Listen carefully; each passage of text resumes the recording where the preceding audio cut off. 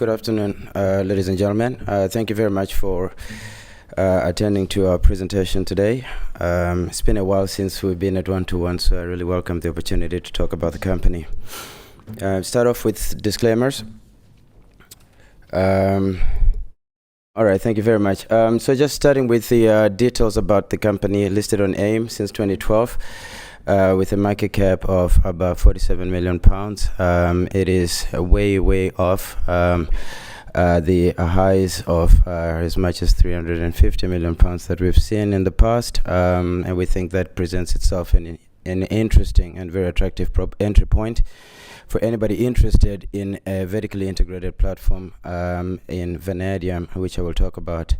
Because we started life as an exploration company, we are very much a retail-heavy share register with very little by way of institutional investors on our register, and that's also just reflective of the fact that we haven't been really active in the market in terms of equity capital raises in the last 5 years. Our share price is highly correlated to the Vanadium price performance, and if you want to read in terms of coverage, SP Angel, Alternative Resource Capital, as well as RBC do cover us. And if you see that broad range of target prices, I think one of the things about our company is the whole question of what exactly are you? Are you a mining company? Are you a processing company? Are you a manufacturing company? Are you an energy company?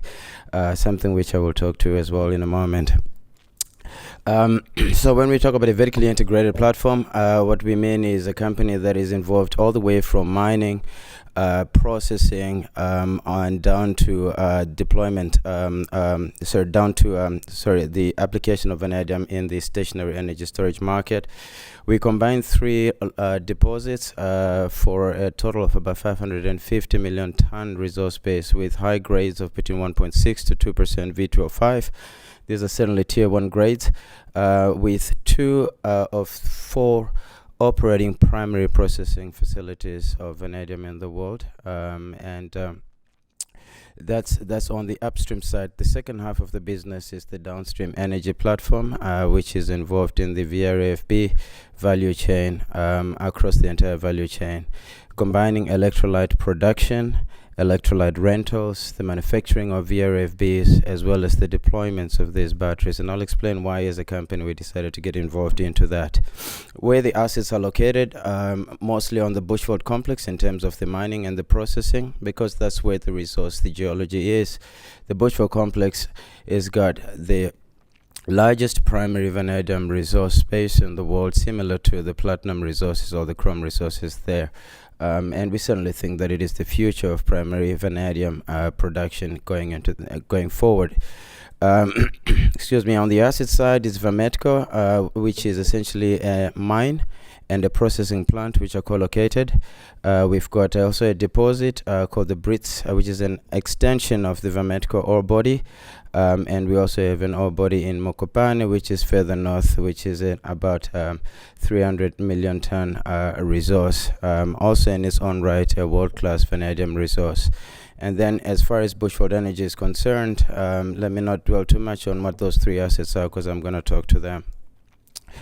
I like to say that the two processing assets that we do have are really, for all intents and purposes, a single production system. Yes, they're located about 150 kilometers apart, but they're processing the same mineral resource space pretty much, using the same processing technology. Why is that important? It's important because it means that between Vametco and Vanchem, we really can operate these facilities flexibly, to optimize our ultimate product mix, and that's something that is quite unique for us. We can take concentrate from Vametco, we can process it at Vanchem, we can take some intermediate products from Vametco and finish them off at Vanchem, and vice versa. And we think that that kind of flexibility is really important when you consider the range of products that we produce. Ferrovanadium and nitrovan, that's a typo, there's supposed to be nitrovan at the top. Those are primarily used in steel making as an alloy for strengthening steel. And then on the right-hand side, what you see there, a broad range of products that are used either in the specialty spaces like the aerospace industry as well as the chemical industries. Now, on the right-hand side, in terms of volume, the market is smaller, but certainly growing. But also, that's where we see much higher margin product compared to the higher volume alloy markets in the steel sector. And again, I just want to make the point that as these sectors grow, that means that there's great upside for us as a company to grow into those space. We are a producing company. We have been steadily growing our production from about 2,500 in 2018. Last year we produced 3,800, which is just less than 3.5% of the global market. And this year we've set a guidance of 4,200 to 4,500. On the same platform asset base that we have, ultimately we're looking to get to a production run rate of 5,000 to 5,400 MTV per annum. That's just about 5% or just under 5% of the global market. With the same asset base we've got, with some capital expenditure, we've got the ability to further scale up production to as much as 8,000 tons as the market grows. And I would like to also make the point that if you believe in a growing vanadium market, we think that if you're a producer and you're able to increase production on a brownfield basis, you can get more tons into the market much quicker and much cheaper than anybody trying to build a greenfield facility. If you look at the last 5 years, very quick overview. As I said, that our performance is very much linked to the vanadium price. But we've got a commodity that's been relatively volatile. We've seen highs of $75 per kilogram V in 2018, but also lows of $23 in 2020. I think the important point, though, is that when you look at 2018 to 2022, we're a company that's generated approximately $124 million in cumulative EBITDA. That basically says we're a company that is profitable through the cycle, and I think that's very, very important when you're operating with a volatile commodity such as vanadium. Now, energy. I mentioned earlier on that the question, sometimes people ask question, who are you? Are you a mining company? Are you a processing company? Manufacturing? Are you an energy company? We took a view 7 years back already that the demand for vanadium was too concentrated in steel, and we saw the opportunity with the energy transition for vanadium. We particularly saw the trend that essentially said stationary storage was going to be the dominant application when it comes to energy storage. And not only stationary storage, but long duration energy storage. And within that, we think vanadium redox flow batteries have a very, very unique proposition that positions them very well. However, we also noticed that there were two key risks. Number one, supply of vanadium. With a penetration rate of only 10% of VRFBs in the stationary energy storage market, when you look at the forecasts, the world will need to almost double vanadium production. So the security of supply of vanadium is going to be very important. Secondly, vanadium is a critical component when you look at the cost profile of VRFBs. So with the kind of volatility in the vanadium price that we've seen, it raises a risk factor in terms of the global adoption of VRFBs. We think you can answer both of those questions. The resource base is there. When you've got scalable processing capacity, you can certainly respond to the question around supply. But the question around the volatility of the price, we also are comfortable that with the kind of grades that you see on the Bushveld complex, that within a certain price range, there's enough incentive to bring in the kind of supply capacity that will be required. But at the start, it's going to be important that you do it on a vertically integrated basis. We've been long proponents of vertical integration to really give VRFBs an opportunity in the energy storage market. What that integration looks like basically are three key components. Firstly, the electrolyte production. Secondly, the manufacturing of the batteries, and thirdly, the deployments of the VRFBs. And I'll explain why again that was particularly important for us. As far as electrolyte production is concerned, we partnered with the Industrial Development Corporation to build a 200 megawatt hour per annum electrolyte manufacturing facility in South Africa. I'm pleased to say that that construction is now complete. We are now in commissioning phase, and we expect to see production from this plant in the second half of this year. This plant will be the largest outside of China, and we're very encouraged to see the kind of supply chain that is developing around VRFBs, and we have been at the forefront as far as developing electrolyte manufacturing capacity is concerned.